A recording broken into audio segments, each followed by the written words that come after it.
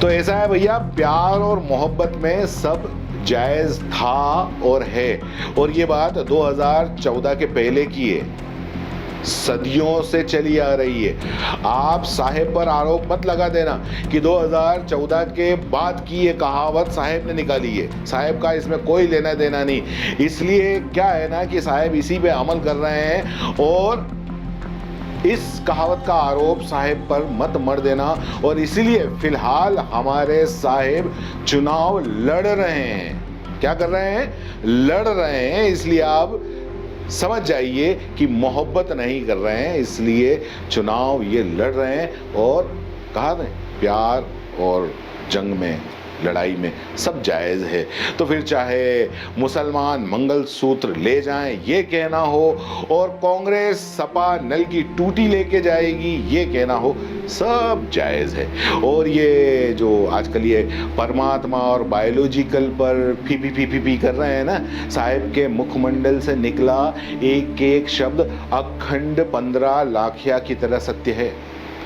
अब उन्हें ये एहसास हो गया तो हो गया, सत्य का ज्ञान साहिब को हो गया तो हो गया, और फिर खुद ही कन्विंस हो गए वो कि बायोलॉजिकल शायद ही वो पैदा हुए हों। अब जब वो ही कन्विंस हो गए कि वो बायोलॉजिकल पैदा नहीं हुए हैं और परमात्मा ने उन्हें उतारा है और परमात्मा ने जरूर कुछ बड़ा करने के लिए उन्हें भेजा है, तो तुम क्या घंटा ताज में उखाड़ लोगे? तुम क्या है ना कि हमेशा ही दही भल्ले बन के कंदोई की थाल में ऐसे के ऐसे पड़े रहोगे।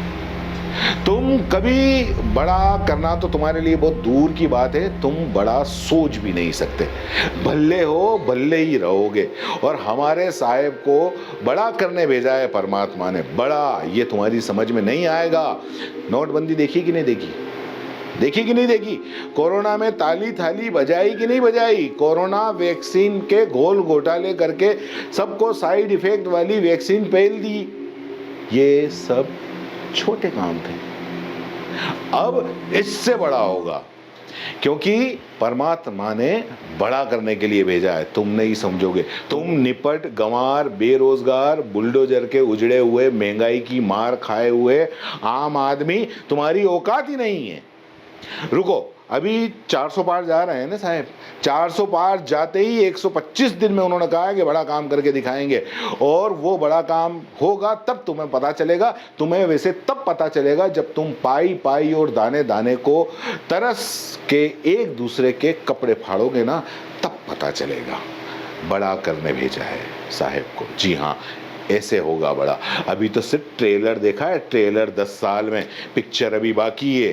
बस तीसरी बार प्रधानमंत्री बन जाने दो। सिर्फ 11 दिन बचे हैं, 11 दिन। 11 दिन के बाद में तुम्हें पता चलेगा तुम्हें। और ये जो अभी कह रहे थे ना 75 साल में मार्गदर्शक मंडल में भेज दो साहेब को, नहीं बनेंगे प्रधानमंत्री, ऐसा हल्ला कर रहे थे ना, अब वो खुद मार्गदर्शक मंडल में जाके बैठेंगे। अपने साहेब अनमल जड़ी खा के आए हैं, वो कभी बूढ़े नहीं होंगे। अरे भाई, जिसका बचपन 36 साल की उम्र में खत्म नहीं हुआ हो, और जो अपने उसी 36 साले बचपन में कोलकाता मेट्रो ट्रेन में बैठा हो, अभी तो वो उसके जवानी के दिन है। मुंह काला हो उनको बूढ़ा कहने वालों का। समझ गए? चलो, हो गया, बंद कर भाई।